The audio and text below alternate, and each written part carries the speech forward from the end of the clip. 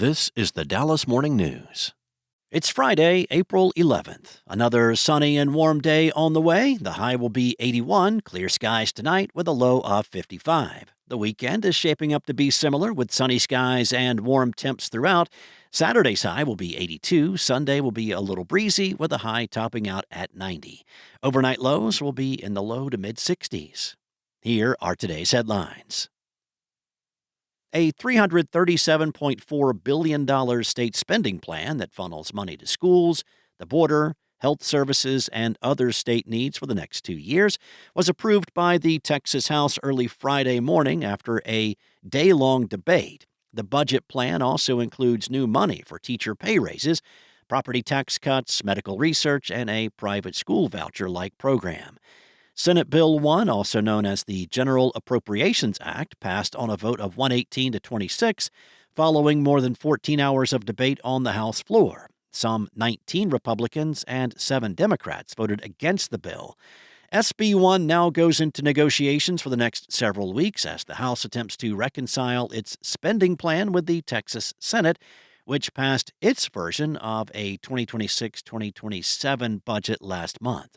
The final budget bill will be sent to Governor Greg Abbott, who is expected to sign it in June. House Speaker Dustin Burrows praised the fiscally responsible budget and said the House can now turn its attention to priority policies such as school finance and school choice.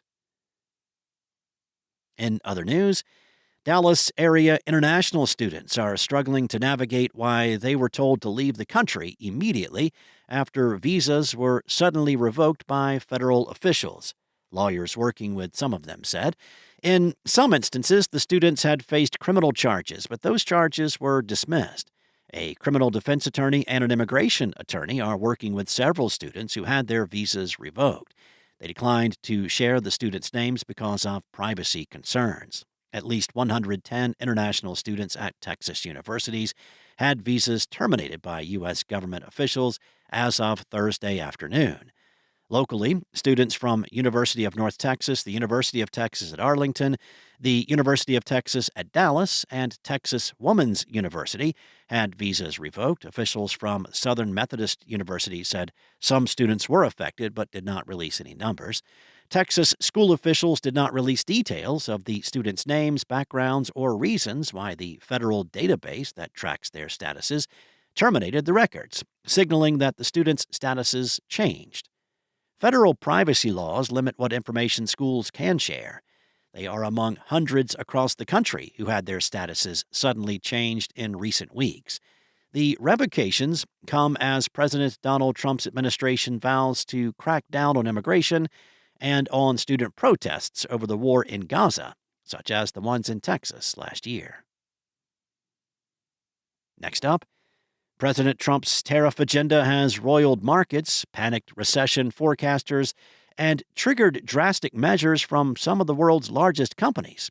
But the little guys, like the small businesses in the Dallas-Fort Worth region, are feeling the most intense heat. With uncertainty high, Main Street's optimism fell last month, according to the NFIB's latest survey of small businesses.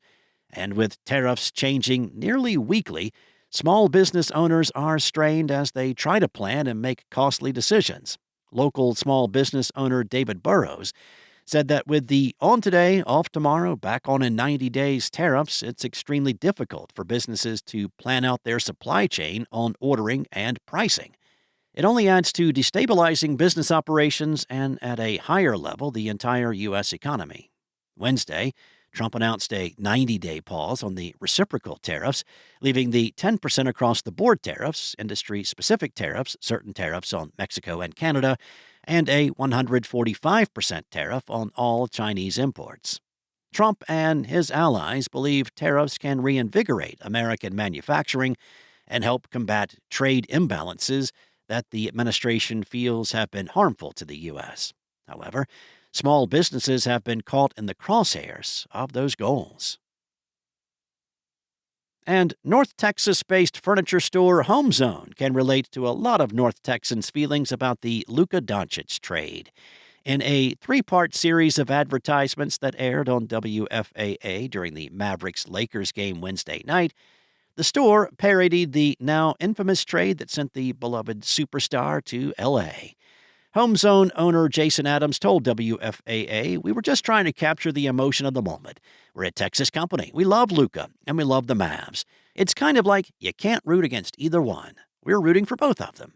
The ad campaign was just trying to capture the emotion of the moment and keep it light." Thanks for listening. For more on today's stories and the latest breaking news, visit dallasnews.com. Enjoy your weekend, and I'll be back on Monday with more from the Dallas Morning News.